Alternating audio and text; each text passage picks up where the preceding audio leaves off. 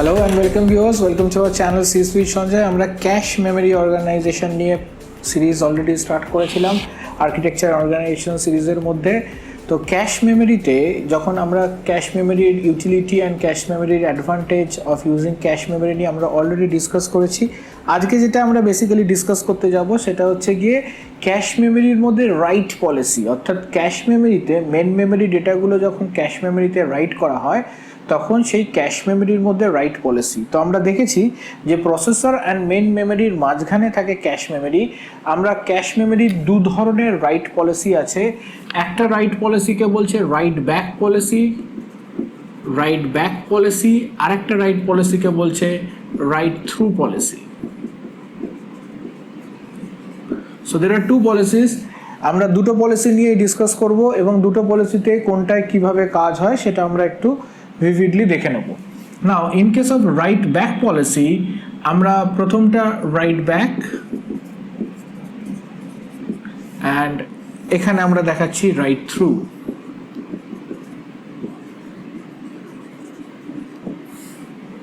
ওকে, so একদম টপে থাকছে প্রসেসর, দেন থাকছে ক্যাশ মেমোরি, and then থাকছে মেন মেমোরি।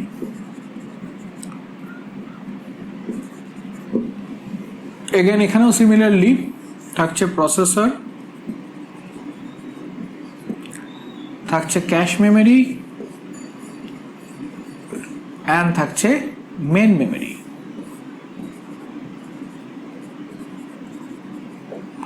ওকে, তো ইনিশিয়ালি আমার মেন মেমোরিতে একটা ডেটা আছে x=100।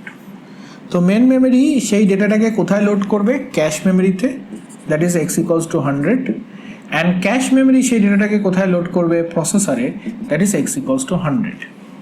নাও প্রসেসরের মধ্যে আমি অপারেশন পারফর্ম করলাম x=x+100। ওকে, সো প্রসেসরের মধ্যে আমি আরও এখানে 100টাকে আপডেট করলাম। তো প্রসেসর কি করবে? ইমিডিয়েটলি ক্যাশ মেমোরিকে আপডেট করবে অ্যান্ড ক্যাশ মেমোরির মধ্যে হয়ে যাবে 200। But in right back policy cache memory কিন্তু মেন মেমোরিকে আপডেট করবে না। এখন প্রসেসর যতবার এক্সকে অ্যাক্সেস করবে ততবার প্রসেসর ক্যাশ মেমোরি থেকেই এক্সকে অ্যাক্সেস করবে। প্রসেসর কিন্তু আর মেন মেমোরির কাছে অ্যাক্সেস করতে যাবে না। মেন মেমোরির মধ্যে কিন্তু অলরেডি 100ই হয়ে আছে। যখন এই অ্যাক্সেসটা কমপ্লিট হয়ে যাবে, অর্থাৎ এক্সের আর কোনো প্রয়োজন থাকবে না, এক্সটাকে মডিফিকেশন করার আর কোনো প্রয়োজন থাকবে না, অর্থাৎ এক্সের অ্যাক্সেসটা যখন কমপ্লিট হয়ে যাবে at the end of communication, তখন ক্যাশ মেমোরি গিয়ে একেবারে মেন মেমোরিকে আপডেট করবে x=200 দিয়ে। বাট মানে এখানে প্রসেসর আপডেট করার পর ক্যাশ মেমোরি আপডেটেড হবে, কিন্তু প্রসেসর আর মেন মেমোরির কাছে এক্সটাকে অ্যাক্সেস করবে না, এক্সটাকে ক্যাশ মেমোরির কাছেই অ্যাক্সেস করবে এবং এক্সটা কিন্তু ক্যাশ মেমোরির থেকেই বারবার অ্যাক্সেস হবে। রাইট থ্রু পলিসিতে কি হচ্ছে? রাইট থ্রু পলিসিতে অর্থাৎ এটা হচ্ছে বিফোর অ্যান্ড এটা হচ্ছে আফটার। সিমিলারলি এখানেও আমি করছি বিফোর অ্যান্ড এখানেও আমি করছি আফটার। সো এখানে x= আমি 100 দিলাম and then cache memory update হলো x=100 and then processor update হলো x=100 and then processor update holo x=x+100 at the same thing.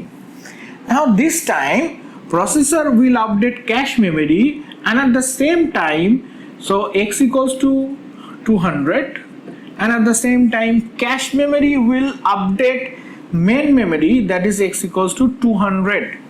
তার মানে এখানে যতবার এক্সটা অ্যাক্সেস হবে ততবার এক্সটা কিন্তু এখানে কন্টিনিউয়াসলি মডিফাই হতে থাকবে, অর্থাৎ এক্সটা এখানে যতবার অ্যাক্সেস হবে ততবার কিন্তু এখানে আপডেট হবে। তাহলে রাইট থ্রু পলিসির ক্ষেত্রে একটা সার্টেন লিমিটেশন বা ডিসঅ্যাডভান্টেজ থেকে যাচ্ছে।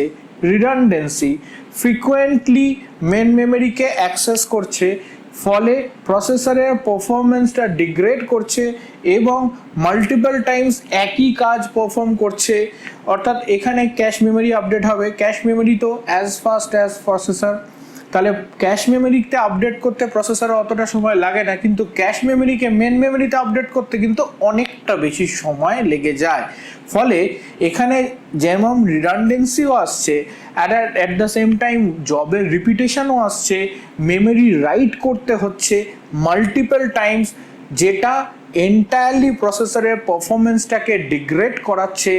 বাট একটা জিনিস পাওয়া যাচ্ছে, কনসিস্টেন্সি, অর্থাৎ এখানে এক্সট্রা যখন আপডেট হয়ে 200 হয়ে যাচ্ছে, তখন যদি সামহাউ ক্যাশ মেমোরিতে ডেটাটা না পাওয়া গেল, মেন মেমোরিতে আপডেট করলে মেন মেমোরি থেকে কিন্তু সেই ডেটাটাকে পাওয়া যাবে। ওকে, কিন্তু এক্ষেত্রে যদি কোনো কারণে ক্যাশ মেমোরিতে এই ডেটাটা না পাওয়া গেলে মেন মেমোরি থেকে অ্যাক্সেস করলে কিন্তু মেন মেমোরিতে কিন্তু প্রিভিয়াস ডেটাটাই থাকবে, সেক্ষেত্রে ইনকনসিস্টেন্ট হওয়ার সম্ভাবনা আছে।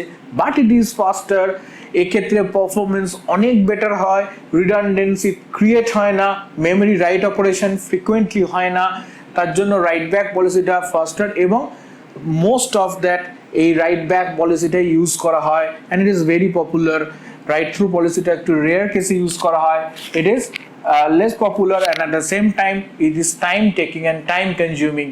Okay, this is an theoretical, this is an difference between আমরা এখানে write back and write through পলিসিটা বোঝালাম, at the same time আমরা এদের একটা থিওরিটিক্যাল ডিফারেন্সও তোমাদের সামনে দেখিয়ে দিচ্ছি, যে থিওরিটিক্যাল ডিফারেন্সটা কিন্তু is very important for your exam. ওকে,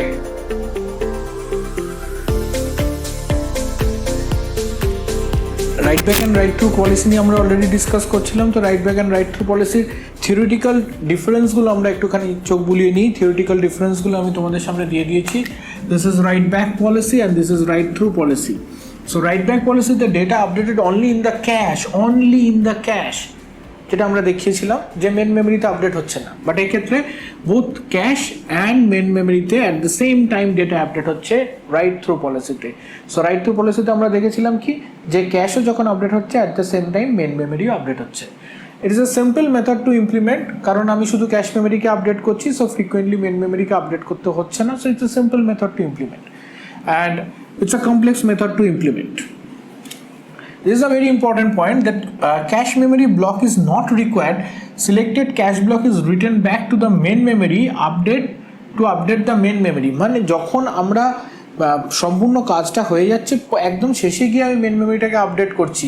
আর এক্ষেত্রে ক্যাশ ব্লকটা কিন্তু রিকোয়ারমেন্ট পড়ছে না, ক্যাশ ব্লকটা রিকোয়ারমেন্ট পড়ছে না, কারণ বেসিক্যালি মেন মেমোরি থেকে আপডেটটা পেয়ে যাচ্ছে বা মেন মেমোরি থেকে ডেটা অ্যাক্সেসটা পেয়ে যাচ্ছে। সো মেন মেমোরিতে অলরেডি ডেটাটা থাকছে, তাই জন্য এক্ষেত্রে কিন্তু আলাদা করে ক্যাশ ব্লকের এক্ষেত্রে ক্যাশ ব্লকের no need to return back to the main memory. এখান থেকে আলাদা করে পরে, মানে সমস্ত কিছু হয়ে যাওয়ার পরে মেন মেমোরিতে অলরেডি রাইট করতে হচ্ছে না, কারণ ফ্রিকোয়েন্টলি মেন মেমোরিতে রাইট করতেই যাচ্ছে। এক্ষেত্রে কিন্তু মেন মেমোরিতে পরে গিয়ে আলাদা করে আপডেট করতে হচ্ছে। No data redundancy, as you know that, যে একবারই আমার হচ্ছে তাহলে এখানে রিডান্ডেন্সি নেই, এটা বারবার মেমোরি রাইট হচ্ছে, তাই জন্য রিডান্ডেন্সি আছে। নো ওয়েস্টেজ অফ টাইম, কারণ এখানে আলাদা করে টাইম ওয়েস্টেজের কোনো জায়গা নেই, তার কারণ হচ্ছে মেন মেমোরি আপডেট হচ্ছে না। সো এখানে কিন্তু বারবার করে আমার মেন মেমোরি আপডেট হচ্ছে বলে টাইম ওয়েস্টেজের জায়গা আছে।